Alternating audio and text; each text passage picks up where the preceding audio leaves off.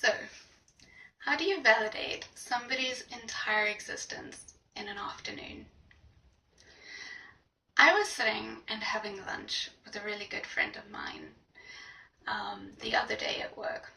She's one of the most lovely people I've ever met. She is one of those people that, in a group of people, tries to make sure that everyone is engaged in the conversation. She tries to get people out of their shells.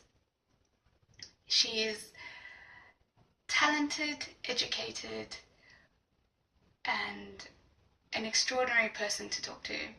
She's come from a very difficult life, and her incredibly positive outlook on life is very inspiring. So we were having lunch, we were having a conversation, and her husband, who is also an interesting creature, comes and inserts himself into our conversation in the middle of lunch. And I love it when that happens. I love it when some random person throws themselves into the middle of a conversation and causes chaos. I think it's fantastic. And her husband is a physicist. Now, I was the person who was raised with the idea that people who do maths, physics, and engineering are people that were born with this very special brain, and mostly it was men born with those brains, some girls, but they were rare. And so that field of study has always inspired awe in me. I was told that I didn't have that brain, and when I was in school, it didn't bother me too much that I didn't have the right brain.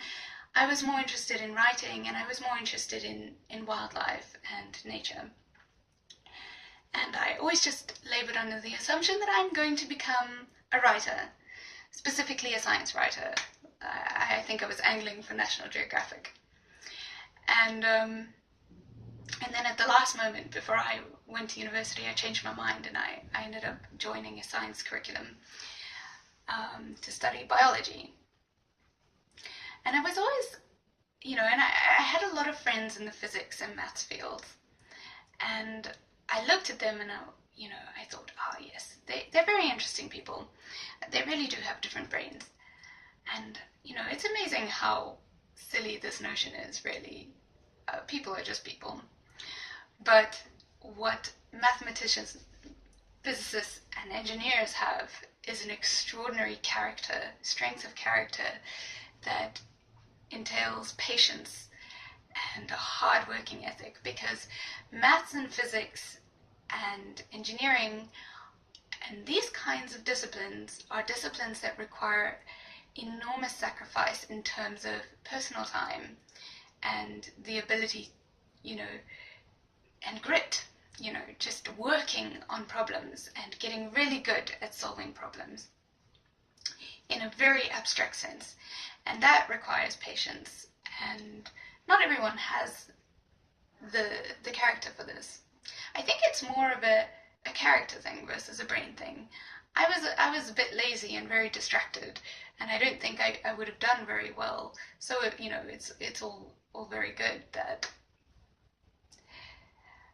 Anyway, I've always been, for this reason, I'm in awe of physicists. And this woman's husband is extraordinary. I think he's an amazing dad. I know he's an accomplished physicist. He's a research leader at the institution where I'm working, or he's a principal investigator, of his own group. And on top of all of this, on top of all of these characteristics, he's a fascinating person to talk to. He's the sort of person who has an anecdote for everything. You kind of feel like any silly or flippant thing you say around him, he can pick it up and he can give you something meaningful in return.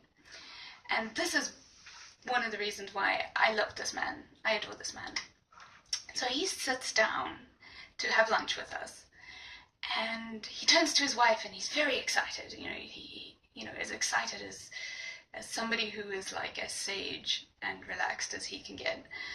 And he says to his wife, no, I was having a conversation with another PI, a physicist, and I was telling him about my life, and I was telling him about my research, and this man validated my entire existence in this conversation. At which point, I was flippant, and I was like, oh, come on, man. How can somebody validate your entire existence in an afternoon? I mean, give yourself more credit. And he looked at me very seriously, and he's like, no, I'm going to tell you. And he launches into this rendition of his conversation with this other physicist. And now, obviously, his wife, being the wife of a physicist who has a very philosophical outlook on life, maybe she's not so happy about him dominating a conversation. I suspect that in social situations, his very storytelling style of interacting with people, and it's like interacting at the same time, doesn't kind of gel with her more community-minded sense, who wants everyone to contribute to a conversation. So she's like, oh gosh, he's just gonna talk. And at some point, so the conversation went on. I never got to hear the story about how the other physicist validated his existence. But at some point she was talking about him as a husband, and she looked at us and she's like, girls, what do you think of him as a husband? And I looked at him and I said, I love you. And I looked at her and I'm like, I'm really sorry, but I love your husband. And he suddenly responded, and he's like, no, don't you apologize. Love is a good, powerful, positive emotion. Don't ever apologize for it. And there it was, that was it. That was the validation of my entire existence. So I had been waiting for, that I didn't know I had been waiting for. And, the answer was like a slap in the face. And it blew my mind. A physicist, I think a career in science, really, not just physicists or not just mathematicians, is one of those careers where emotions and feelings don't get spoken about a lot. And to indulge, that's exactly the word. It feels like when you speak about feelings or emotions or relationships, you're indulging something softer that somehow scientists and somehow academics are not supposed to have. It's not fashionable to talk about in conversation, especially with other scientists. And so to hear a physicist come out and say, with absolutely no shame, no qualms, love is a beautiful and powerful emotion, it just blew my mind, because for the last couple of months I've been thinking, oh no, to love is a mistake, right? All of my relationships are mistakes. All of every time I've loved someone, every time I've loved a hobby, every time I love my job, it's because it's too easy. It's indulging for me to feel good about these things. And I couldn't believe it. Love is my existence. And that is how you validate somebody's entire existence in an afternoon.